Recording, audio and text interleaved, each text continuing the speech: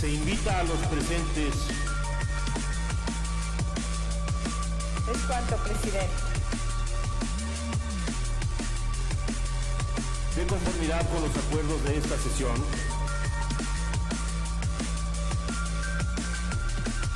Cierres al sistema electrónico. Con su venia, presidente. Adelante. Pensé, y así había sucedido en la Comisión de Gobernación, que esta es una ley que une a la gran mayoría, una ley que consensa. Y no imaginaba que vinieran a polarizar, y menos a polarizar con cosas en donde no tienen razón.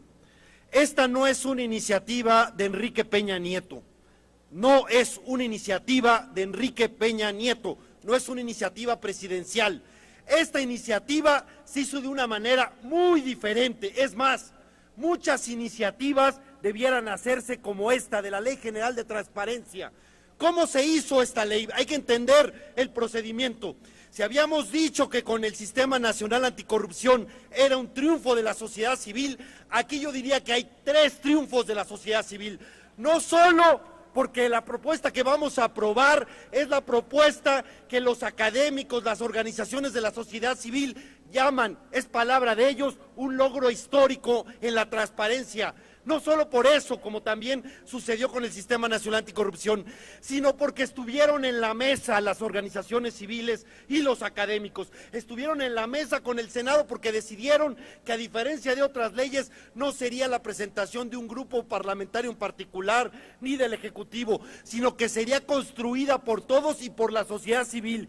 Y ahí estuvo el IFAI, estuvieron los grupos parlamentarios del Senado y estuvo la sociedad civil con los académicos que no son improvisados, que desde hace mucho tiempo han trabajado la transparencia, y así salió esta ley. Esta ley tuvo a la sociedad civil en la mesa de negociaciones, en la mesa de los acuerdos, y luego quiero decir que no solo esta es una iniciativa de Peña Nieto, esta redacción es a pesar al menos de lo que vino a hacer el consejero jurídico de la presidencia.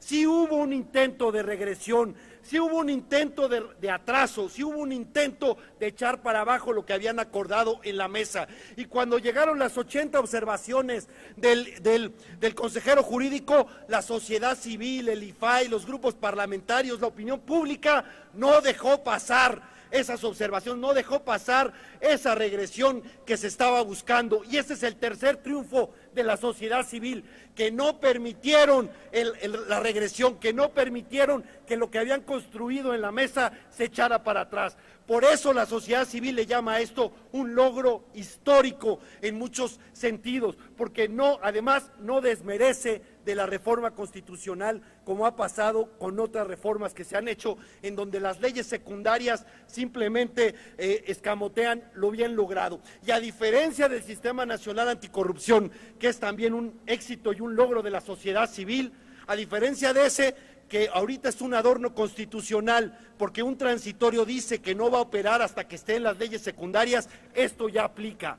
Esto ya será, esto es una revolución en la transparencia de este país, y ya lo verán. Y algunos que piensan, porque son más papistas que el Papa y son más expertos que los organismos que han trabajado durante décadas por la transparencia en México, por ser más papistas que el Papa, les tendremos que decir, esta revolución en transparencia la hicimos a pesar de ustedes, y van a conseguir la información de muchas partes que antes era opaca, gracias a este avance que hace un nuevo Sistema Nacional de Transparencia y de Protección de Datos Personales, no solo nacionalmente, sino localmente.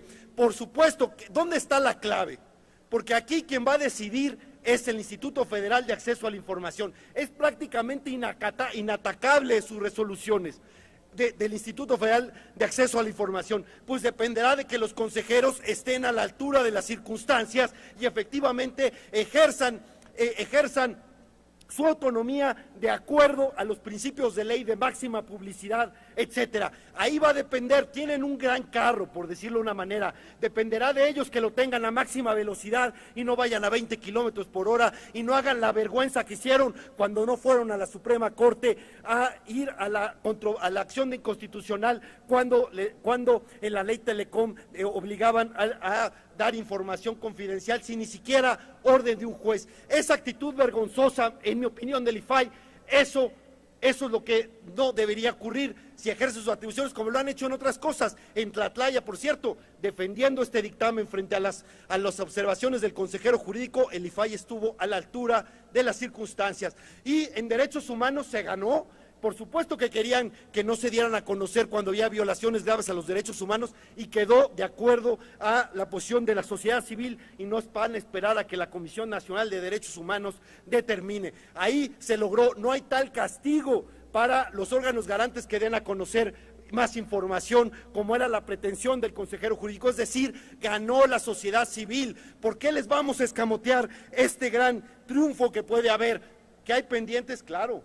Se avanzó, por supuesto, en que ahora los grupos parlamentarios tendrán que dar a conocer su informe semestral, que creo que ya lo hacían, pero ahora lo que me parece que falta es que sean sujetos obligados. Es un compromiso que hemos hecho algunos diputados y vamos a insistir en que los grupos parlamentarios sean sujetos obligados. Hay algunas gentes de la sociedad civil que creen que ya lo son en una interpretación, ya lo decidirá el IFAI. Yo digo, quitemos toda duda. Y otro punto en donde tenemos que avanzar, lo que yo le llamo el transitorio de la confesión de parte, es el 13º. En este transitorio de la confesión de parte dicen, ¿saben qué? Denos tanto tiempo para aclarar en el Congreso de la Unión nuestras cosas, para que todo esté bien, y luego nos preguntan, pero borrón y cuenta nueva. Pues la pregunta que van a hacer todos, ¿y qué esconden? ¿Por qué ahorita no pueden ser públicos? ¿Por qué ahorita no pueden ser transparentes? Ese transitorio de la confesión de parte a mí me parece vergonzoso y creo que lo deberíamos quitar. Pero deberíamos estar muy orgullosos de esto, porque hay una separación entre la sociedad y la política, eso lo reconocemos todo.